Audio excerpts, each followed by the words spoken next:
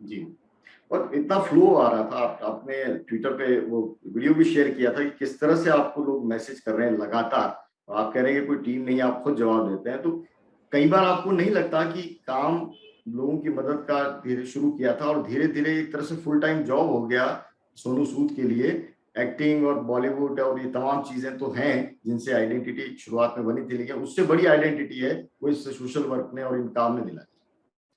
बिल्कुल सर, काम तो फुल टाइम हो गया। मेरे पास समय नहीं मिलता, मेरे कई स्क्रिप्ट्स आए पड़े हैं, मैं पढ़ नहीं पाता उनको। हुँ, 24 घंटे लगे रहते हैं, मेडिकल इमरजेंसीज़ होती हैं, उनको बचाना पड़ता है। अगर आप 2-4 घंटे उससे दूर हो जाएँगे तो शायद किसी न किसी की जान भी जा सकती है। मेरे माइंड में हमेशा वो एक चीज़ बनी रहती है। मैं कोशिश करता हूँ ज़्यादा से ज़्यादा समय लूँ, लेकिन मैंने टीम्स भी बना दी है। एक ऐसी टीम्स बना दी है जिसका काम दवाइयाँ, इंजेक्शंस ये उनको आंसर करना है। एक हेल्थ केयर की एक टीम अलग है, एजुकेशन की एक टीम अलग है, एम्प्लॉयमेंट की टीम अलग है, किडनी वालों की टीम अलग है, लिवर ट्रांसप्लांट की अलग है। तो वो लोग अपने फ़ोन करते रहते हैं, मेरे को रिपोर्ट करते हैं कि सर ये इसको कैसे सॉल्व किया जाए। फिर मैं खुद बात करता हूँ कॉलेजेस से, हॉस्पिटल से, हेड से, डॉक्टर से, और फिर हम लोग उनको सॉल्व करने की कोशिश करते हैं। तो जैसे मैंने बोला कि जो जंग है वो उसकी ट्रेनिंग मैंने कहीं नहीं ली। हर रोज़ सीख रहा हूँ, तलवारबाज़ी भी सीखनी पड़ेगी, घुड़सवारी भी सीखनी पड़ेगी, और सीख ही रहा हूँ, लेकिन समय लगेगा माहिर हासिल करने में। जी।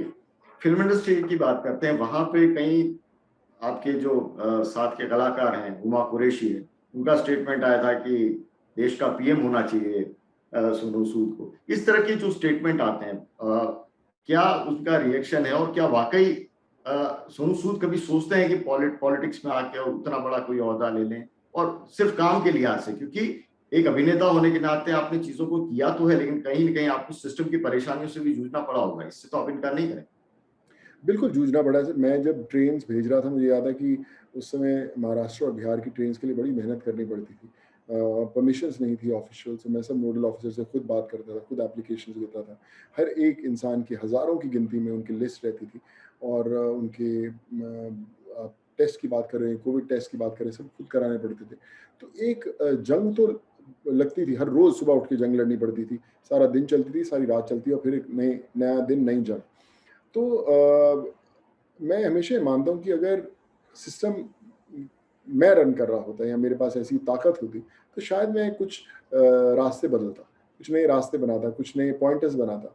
लोग बोलते हैं कि आपको ये ओहदा होना चाहिए, और मुझे नहीं पता कि मैं डिज़र्व करता हूँ या नहीं करता हूँ। लेकिन जुनून और जज़्बा जो है वो कमाल का है। वो आप मेरे को आधी रात को 3 बजे भी कोई अगर मैसेज आता है, तो मैं उसी जुनून से उठ के काम करता हूँ जो दिन में काम करता हूँ। तो मुझे लगता है कि वो जज़्बा बरकरार रहना इम्पोर्टेंट है। फ़र्क नहीं पड़ता कि आप ओहदे पे हैं या नहीं। लेकिन इसी इंडस्ट्री में कुछ लोग हैं जिनसे आपके मतभेद रहे, वो इस आपकी मुहिम पर लगातार सवाल उठाते रहे। लेकिन कंगना राउत का ट्वीट है, वो एक एक ट्वीट उन्होंने लाइक किया जिसमें आपको झूठा बताया गया था, फ्रॉड और इस तरह के शब्दों का इस्तेमाल किया गया था आपके खिलाफ। क्या उनको जवाब देना चाहेंगे आप? सर वो खुश है, वो मतलब आई मीन अच्छी है कंगना। मैं अगर उन्हें वो ठीक लगता है मेरे बारे में, तो उनका हक है, उनका सोशल मीडिया हैंडल है। खुद एक लाइक दबाना हो, रीट्वीट दबाना हो, उनका उनका हक है, फ़र्क कोई नहीं पड़ता सर। मैं आपको बता रहा हूँ कि मैं 135 करोड़ लोगों के साथ चलने की कोशिश करता हूँ। उसमें 135 करोड़ में कुछ हज़ार, कुछ लाख लोग होंगे जो मेरे साथ नहीं चलना चाहते, या वो पसंद नहीं करते कि मैं चलूँगा। लेकिन मैं तो चल ही रहा हूँ। वो बोलते हैं कि जब आप अकेले निकलते हैं, अगर आप ठीक कर रहे हैं, तो कार में बनते जाते हैं, उसमें बहुत सारे लोग आएँगे, बहुत छूटेंगे। तो उसमें ये लोग भी हो सकते हैं जो साथ ना रहें, और छूट जाएँ, पर फ़र्क नहीं पड़ता सर। मुझे नहीं लगता कि मुझे रिएक्ट करना चाहिए, मुझे उनकी बातों का मैं जवाब देना चाहिए, क्या करते हैं। खुश हैं, उनको खुश रहने दीजिए। अगर उनको इस चीज़ में खुशी मिलती है, तो आई थिंक और उनको और ऐसे लाइक्स करने चाहिए। मुहिम चला रहे हैं आईएएस कोचिंग को लेकर। तो पहले तो ये कि आप ये लगातार एक से एक पहले तो कोरोना फिर नए-नए काम आपने लिवर ट्रांसप्लांट और अभी आईएएस बनाने का, यूपीएससी की कोचिंग का फ्री ऑफ कॉस्ट आप कोचिंग देने की बात कर रहे हैं। पहले तो ये आइडिया कहाँ से आया? और दूसरा मेरा सवाल इससे जुड़ा हुआ ही रहेगा, लेकिन पहले इसका जवाब मैं आपसे ले लेता हूँ। ये आइडिया कैसे आया? सर देखिए, बड़े लोग जो हैं मेरे को अप्रोच करते हैं हर रोज़। मेरे जो कपड़े होते हैं, लोगों की ज़रूरत के हिसाब से मोल्ड होते हैं। एक जो होता है, एक आप ऑफ़िस रन करते हैं, आप कोई भी ऑफ़िस, सीएम का ऑफ़िस करें, पीएम का ऑफ़िस, कोई भी करें, किसी भी देश में करें, तो आपके पास ब्यूरोक्रेट्स की एक फ़ौज होती है जो आपको बताती है कि सर आप ऐसे करें, वैसा करें। उनका एक एक्सपीरियंस है, उनकी एक नॉलेज है, उनकी एक समझ है जिसके हिसाब से पॉलिसीज़ बनती हैं, जिसके हिसाब से देश चलता है, जिसके हिसाब से स्टेट चलती है। तो मुझे लगता है ये जो आईएएस ऑफ़िसर्स होते हैं, ये बहुत बड़ा योगदान रहता है इनका देश चलाने में। मेरे को बड़े लोगों की मैसेजेस आते थे कि सर मैं बहुत गरीब परिवार से हूँ, मैं बनना चाहता हूँ, आप मुझे हेल्प कीजिए। मैंने बहुत लोगों को हेल्प किया। पिछले साल हमने करीबन 2400 स्कॉलरशिप्स दिए थे। मुझे लगता है कि ऐसे कई लोग छूट ना जाएँ जो देश के अंदर बहुत बड़ी योगदान दे सकते हैं। तो मैंने बोला कि एक ऐसा कोर्स, एक ऐसा प्लेटफ़ॉर्म तैयार करना है कि वो हर इंसान जो अफ़ोर्ड नहीं करता और डिज़र्व करता है, मैं उसको क्या दे सकता हूँ। तो आई थिंक इसीलिए वो आईएएस का जो हमने बनाने की कोशिश की वो किया कि हर डिज़र्विंग इंसान को वो चीज़ मिलनी चाहिए जो वो चाहता है। सो आई आई बिलीव अभी हमारे पास हज़ारों की गिनती में वो एप्लीकेशंस आ चुके हैं। हम शॉर्टलिस्ट कर रहे हैं, हम उन लोगों को दे रहे हैं और उनकी एक्साइटमेंट लेवल एक अलग लेवल की है। तो अगर मैं ये थॉट नहीं आता, तो ऐसे बहुत सारे डिज़र्विंग लोग जो शायद कल बड़े आईएएस ऑफ़िसर बन के देश चलाएँ, वो छूट जाते। तो आई थिंक ये एक बड़ी अचीवमेंट रहेगी अगर मैं उसमें से कुछ भी अच्छे लोग, अच्छे आईएएस ऑफ़िसर्स देश को दे पाऊँ। लेकिन आप जो आईएएस अफ़सर है वो तैयार करेंगे कोचिंग सेंटर के ज़रिए, उनसे क्या एक्सपेक्टेशन रहेगी जो मौजूदा जो ऑफ़िशियल्स हैं, ब्यूरोक्रेसी है उसके अंदर नहीं हो रहा है या आपने मिस किया है या आप चाहते हैं कि उसमें कुछ बदलाव हो? देखिए, वो सब अच्छा ही करते हैं, पर मैं हमेशा बोलता हूँ कि बहुत सारे ऐसे आईएएस ऑफ़िसर्स हों, ब्यूरोक्रेट्स हों, कई बार सिस्टम के दायरों में भी बंधे रहते हैं कि आप कुछ करना चाहते हैं, लेकिन आप कर नहीं चाहते क्योंकि आपको सिस्टम के प्रोटोकॉल्स फ़ॉलो करने हैं।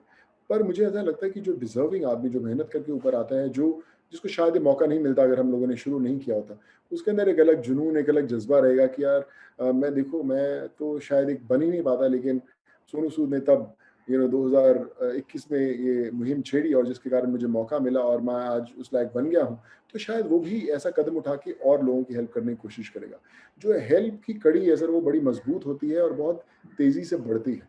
जिस जिस इंसान को मदद मिलती है जब वो एक्सपेक्ट नहीं करता, वो सबसे बड़ी मदद होती है। मेरे मदर हमेशा एक और चीज़ कहा करते थे कि सोनू, तेरी कामयाबी तब है जब तू उस इंसान की मदद करे जो तेरे से किसी मदद की इंतज़ार नहीं कर रहा, जिसको एक्सपेक्टेशंस नहीं है और उस तक मदद पहुँचेगी, वो तेरी सबसे बड़ी कामयाबी है।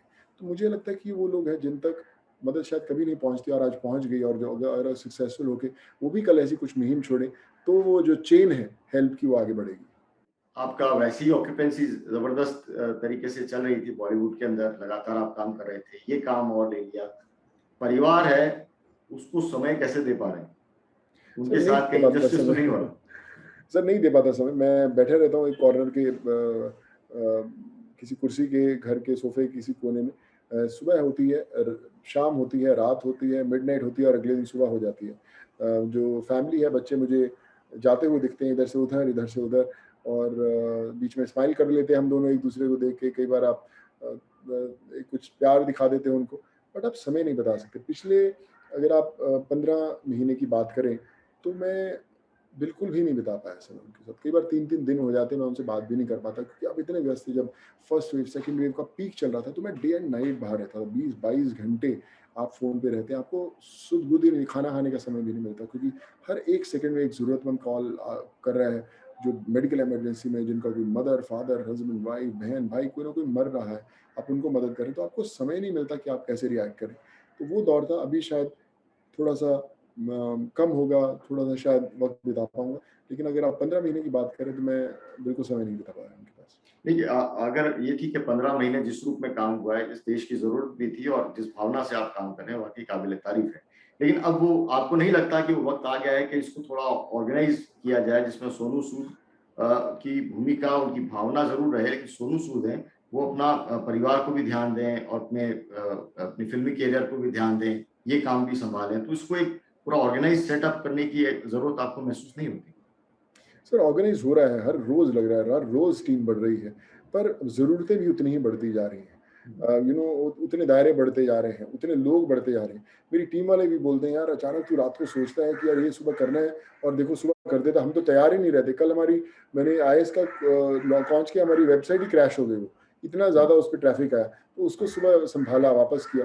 तो आइडिया ये है कि जब पूरा देश आपके साथ चलने को तैयार है, आपके पीछे आपकी बातों को गौर से देख रहा है, तो आपको अपनी टीम बढ़ाते रहना पड़ेगा, लेकिन समय लगेगा उसको करने में। बहुत ढंग से हमने ऑर्गेनाइज़ किया है, बहुत चीज़ें हमने स्ट्रीमलाइन कर दी हैं, लेकिन दायरे बहुत बड़े हो गए हैं। जब दायरे बड़े हो गए हैं तो वो बोलते हैं कि डबल इंजन, ट्रिपल इंजन डालना पड़ेगा, क्योंकि गाड़ी में लोग बहुत ज़्यादा सवार हो गए हैं और उनको मंज़िल तक पहुँचाना है, तो थोड़ी ताकत ज़्यादा लगेगी। सुनो भाई, ये सरकारें ऐसा क्यों नहीं कर पाती? 15 महीनों में आपने महसूस किया होगा काम करते हुए, और जब आप कर सकते हैं, आपकी टीम कर सकती है, सरकारें उस रूप में क्यों नहीं रिएक्ट कर पाती, या जनता को सेटिस्फेक्शन क्यों नहीं मिलता जनता से, जो कि सोनू सूद, जो सरकार से जो कि सोनू सूद है वो अपनी टीम के जरिए दे पा रहे हैं? सर मुझे देखिए, सरकारें भी अच्छा काम कर रही हैं, उन्होंने भी किया है बहुत, मैं उनसे उनका ड्यू नहीं लेना चाहूँगा। पर क्या रहता है कि जब आप अपने काम को एक अपनी ड्यूटी समझते हैं कि भैया मेरा 9 टू 5 जॉब है, 9 टू 9 हो गया, टाइम खराब हो गया तो 9 टू 12, अभी और ज़्यादा 4 घंटे बढ़ गए, फिर आप बंद कर देते हैं, अपना फ़ोन बंद कर देते हैं, अचीवेबल नहीं होते। मेरा फ़ोन 24 घंटे चालू रहता है, रात को 3 बजे भी फ़ोन आते हैं, 4 बजे भी फ़ोन आते हैं, मैं उठाता हूँ और फिर हम लोग काम में भिड़ जाते हैं। मुझे लगता है कि इमोशन, पर्सनल इमोशन जुड़नी बड़ी ज़रूरी है। एक होता है कि मैं एक कुर्सी पे बैठा हूँ और उस कुर्सी की ये ज़िम्मेदारी है इन लोगों का ध्यान रखने की, तो फिर आप लिमिटेशन बाँध लेते हैं। एक आप होते इम्पर्सनल, होते कि यार सोनू सूद है, इसका फेस है, ये वन ऑन वन बात करता है। मेरे अभी घर के नीचे सुबह से लोग खड़े हैं, उनको बड़े लोगों को उनकी चीज़ें दे दी गई हैं जो उनको चाहिए थी, उनको सॉल्व कर दिया है। किसी को राशन चाहिए था, किसी को जॉब चाहिए था, किसी को इलाज कराने हैं, कोई आंध्रा से आया, कोई तेलंगाना से, कोई पंजाब से आया। हम लोग सॉल्व करने की कोशिश करें, पर गिनती बढ़ती जा रही है। अगर हम सोचूं कि यार मैं नहीं जाऊँ नीचे, आ रही तो वो बंद करना पड़ेगा, तो 200-200 आदमी नीचे खड़ा होता है, कैसे करेंगे? तो वो लोग जो इतनी दूर से आए हुए हैं, उनकी प्रॉब्लम सॉल्व नहीं होगी। जब आप नीचे जाके उन 200 की प्रॉब्लम सॉल्व करते हैं, तो 200 से के कल 2000 लोग तैयार हो जाते हैं आने के लिए। तो इसका तरीका ढूँढ रहे हैं, थोड़ा-सा वक़्त लगेगा, लेकिन जैसे मैंने बोला कि अभी पूरा देश जो है पूरा लगा हुआ है प्रॉब्लम्स बताने में, उसके लिए उतने कान, उतने हाथ बटोरने ज़रूरी है। सुनो भाई, आपने कहा राजनीति से परहेज नहीं है कोई, अगर राजनीति में आएंगे जब आप तैयार हो जाएंगे, आपने कहा कि ऐलान करेंगे छत पे खड़े होकर कि मैं तैयार हूँ, कोई स्टेट है वो ज़हन में आता है कि इस स्टेट से चुनाव अपनी राजनीति शुरू करेंगे, इस इलाके से अपना काम है वो शुरू करेंगे, या सर बहुत पता नहीं जल्दबाजी है। है? मैं तो सर सारी स्टेट्स का हूँ। मैं पंजाब में पैदा हुआ। पर सब एक साथ चुनाव नहीं लड़ पाएंगे ना आप सब जगह। ये नहीं, नहीं, हाँ, तो वही है सर, महाराष्ट्र में काम कर रहा हूँ, आंध्र तेलंगाना में बहुत काम किया। प्यार हर जगह से उतना ही मिलता है। मुझे समझ नहीं आता, मैं तो कोई रंग नहीं देखा, कोई धर्म नहीं देखा, कोई जात नहीं देखी, कोई स्टेट नहीं देखा, मैं तो काम कर ही रहा हूँ। ऑक्सीजन प्लांट्स की बात करें तो मैं पंजाब का हूँ, तो मुझे सबसे पहले ऑक्सीजन प्लांट पंजाब में लगाना चाहिए था। लेकिन मेरा पहला प्लांट जो है आंध्र और तेलंगाना में आ रहे हैं, उसके बाद कर्नाटका में जा रहा है, उत्तराखंड में जा रहा है, राजस्थान, एमपी में जा रहा है। सो मुझे तो पूरा देश एक ही लगता है सर। स्टेट्स में आपने बाँट दिया हो कि भैया हमारे इतनी स्टेट्स हैं, लेकिन मुझे लगता है हर स्टेट मेरी है, हर इंसान मेरा है, हर धर्म मेरा है, हर जात मेरी है। चलते चलते एक आखिरी सवाल, सड़कों पर सोनू सूद को तो हमने देखा 15 महीनों में, जिस रूप में आपने शिद्दत से काम किया, वो पहले पर्दे पर फिर वापस नए सिरे से आपको देखना चाहते हैं, जो आपके तमाम फिल्मी प्रशंसक हैं, तो आपके अपकमिंग प्रोजेक्ट्स कौन कौन से हैं और किस रूप में वो सामने आ रहे हैं? सर मेरी पृथ्वीराज चौहान फ़िल्म आ रही है, यशराज की फ़िल्म है और वो आएगी नवंबर के अंदर। वो एक इम्पॉर्टेंट फ़िल्म है। साउथ के अंदर चिरंजीवी सर के साथ आचार्य आ रही है। फिर मेरी खुद की एक फ़िल्म अज़ीज़ स्टूडियो के साथ वो शुरू होने वाली है अगस्त-सितंबर के अंदर। तो ये सब फ़िल्में हैं, बहुत एक्साइटिंग प्रोजेक्ट्स हैं और नए बहुत सारे प्रोजेक्ट्स आ रहे हैं। So I am pretty excited about it और फ़िल्में आती रहेंगी, एंटरटेन करते रहेंगे साथ-साथ और काम भी करते रहेंगे। बहुत बहुत शुक्रिया सोनू जी हमारे साथ में जुड़ने के लिए। जिस शिद्दत के साथ आपने सेहत बनाई, उसी शिद्दत के साथ आप बॉलीवुड के अंदर काम भी कर रहे हैं, और उसी शिद्दत के साथ में आप समाज की सेवा भी कर रहे हैं। अपने आप में बहुत महत्वपूर्ण है जिस रूप में आप काम कर रहे हैं, और आपसे कई लोग हैं वो इंस्पायर होकर आगे आएंगे और कमान संभालेंगे सोशल वर्क की। और बाकी आपकी जितनी भी ख्वाहिशें हैं, चाहे वो राजनीति की, फिल्म की, वो सभी कसरतें जल्द पूरे हों, इसी की तमाम लोग हैं वो, मुझे लगता है कि आपको इस तरह की भावनाएं, शुभकामनाएं वो देना चाहेंगे। बहुत बहुत शुक्रिया ईटीवी भारत के साथ में जुड़ने के लिए। सुन, बहुत बहुत शुक्रिया। Thank you so much sir. नमस्कार। Thank you so much sir.